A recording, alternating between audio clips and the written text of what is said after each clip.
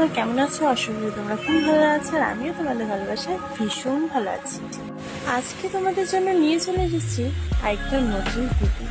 অনেকদিন ধরে ভিডিও দেওয়া হচ্ছে না, তাই ভাবলাম একটু অন্যরকম ভিডিও দেওয়া যায়। তো যাই হোক বন্ধুরা, তোমরা ভিডিওটা পুরো দেখে লাস্ট পর্যন্ত জানিও শাড়ি পরে আমাকে কেমন লাগছে অবশ্যই কমেন্টে বলো। আর ভিডিওটা যদি ভালো লাগে অবশ্যই একটা লাইক করে দিও। আর আমার চ্যানেলে যদি কেউ নতুন হয়ে থাকো, আমার চ্যানেলটাকে সাবস্ক্রাইব করে পাশে থাকা বেল আইকনটি ক্লিক করে দিও। আর যেহেতু আমি খুব একটা শাড়ি পরি না, নর্মাল নাইটি ড্রেস পরি, ভিডিও করি, সো ভাবলাম আজকে শাড়ি পরে একটা ভিডিও করা যাক। আমার নিজেরও ভালো লাগবে আর তোমরাও আমাকে বলো আমাকে কেমন লাগছিল।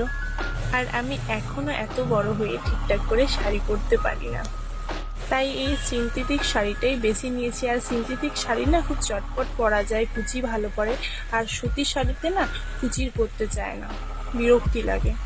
আর আমার কাছে যেহেতু ম্যাচিং ব্লাউজ ছিল না, সো আমি এই যে রেড কালার টপটা দেখছো এটার সাথে এটাই পরে নিয়েছি। কারণ আমি যেহেতু শাড়ি পরি না, আমার শাড়ির সামন ব্লাউজ নেই, সেই জন্য আর ব্লাউজ ম্যাচিং করতে পারিনি। তো বন্ধুরা, তোমরা ভিডিওটা দেখতে থাকো, কেমন লাগলো অবশ্যই আমাকে কমেন্টে জানাবে।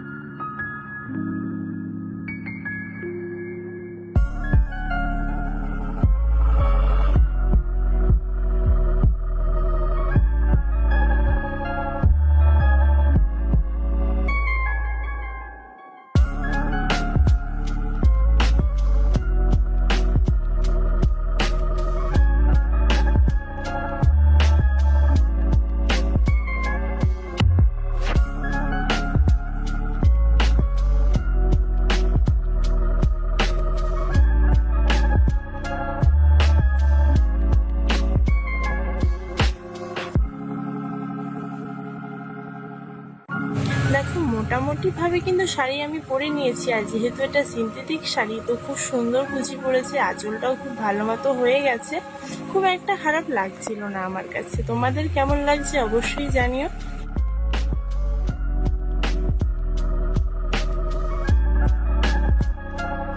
আঁচলটা বারবার নিচ দিয়ে বেরিয়ে যাচ্ছিল, যেহেতু শাড়িটা সিনথেটিক আর কোনো পিন করিনি, তারপর ভাবলাম না এক পাশে এক পিন করেই নিই, দেখি কেমন লাগে।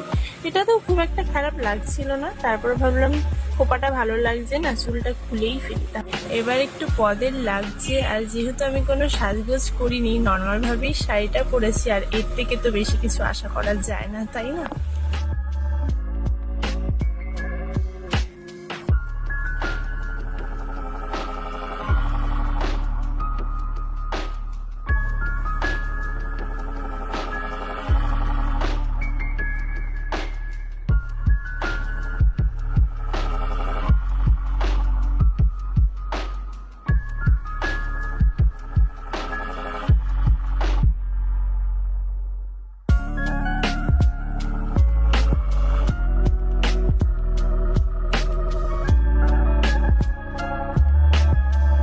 বন্ধুরা, আজকের ভিডিওটা এইটুকুনি ছিল। ভিডিওটা যদি ভালো লাগে অবশ্যই একটা লাইক করে দিও। দেখা হবে নেক্সট কোনো ভালো একটা ব্লগে। ততদিন জন্য টাটা, বাই।